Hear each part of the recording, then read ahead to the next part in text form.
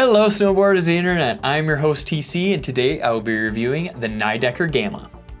This board is equipped with Nidecker's Camrock camber profile, so what that means is you're going to have camber in between your feet with rocker on the nose and the tail. What that's going to do is that camber is going to give you all of that power, drive, and pop you're looking for, and that rocker is going to give you ease in and out of turns, and it's also going to help with float. And keep in mind this board is asymmetrical. This board comes in a 153, a 157, and a 159 wide.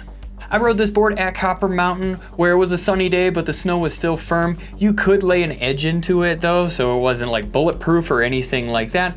Just something to keep in mind of, little death cookies everywhere, but really not too bad. A lot of man-made snow, but I used my Ride Fuse boots and my Jones Mercury bindings. When we're talking overall flex on this board, it's coming in right at the middle of the road. Possibly a shade softer, but I would say right in the middle there. And it feels very fluid from nose till tail, or nose to tail, depending on how you ride it. I'm regular, so you know, that's the way it goes. But just feels very fluid. Even torsionally, it feels the same as it does where it's just in that middle of the road. It doesn't take quite so much energy to really foot steer this thing. You can really just kind of lean into it and you'll have that edge engaged.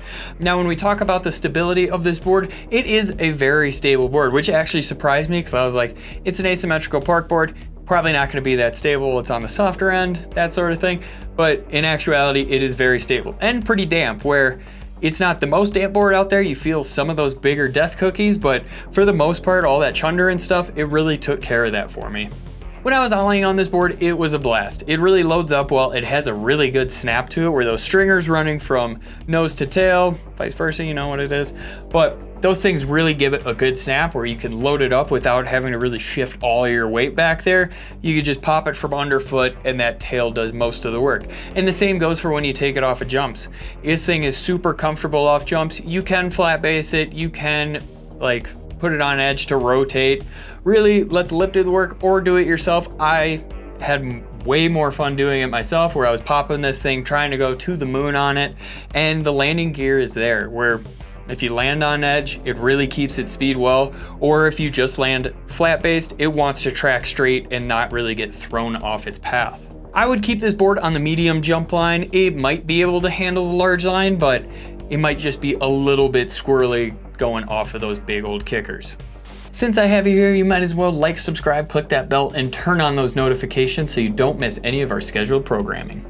Butterability and jibbing. Since this board has such an even flex to it, it felt like there was some resistance on those butters, where when I was buttering on the tail here, the sweet spot was pretty much right where that rocker meets the camber, and there definitely felt like there was still some resistance. That being said, it does have a nice pop out, and that's both on the tail and the nose as well. So it feels exactly the same on both, and just expect a little pop out. Now, when you're jibbing on this thing, it's gonna feel very similar. You're gonna have some resistance on those presses on either the tail or the nose, and pretty much if you come from the top ropes on this thing, just because of the camber and the way it's set up, if you land right in the middle, it has potential to buck you.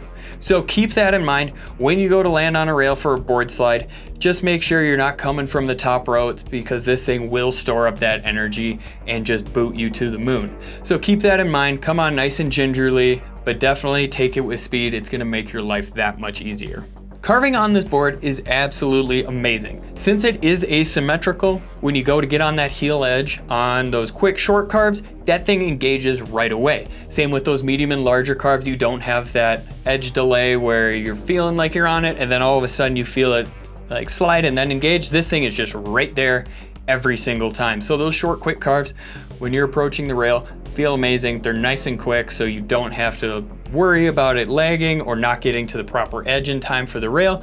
When you're on those medium and large carves, it feels very smooth. Like it cuts down on that chatter really well, but it holds its speed extremely well.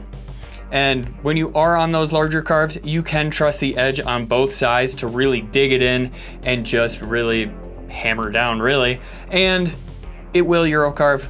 I highly recommend Euro carving both sides, toe and heel side. This thing will hold for you. It's an absolute blast.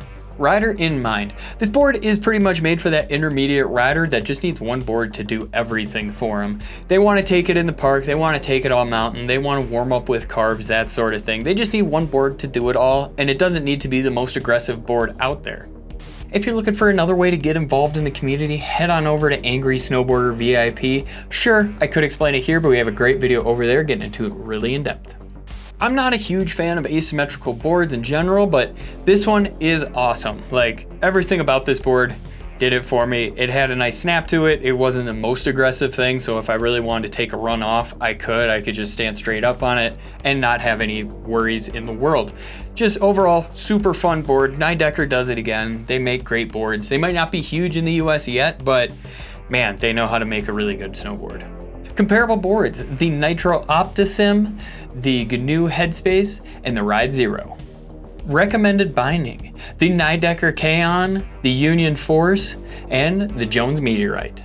As always, I've been your host TC, and this has been my review for the Nidecker Gamma. If you're still board curious, why don't you go check out one of the videos for the comparable snowboards.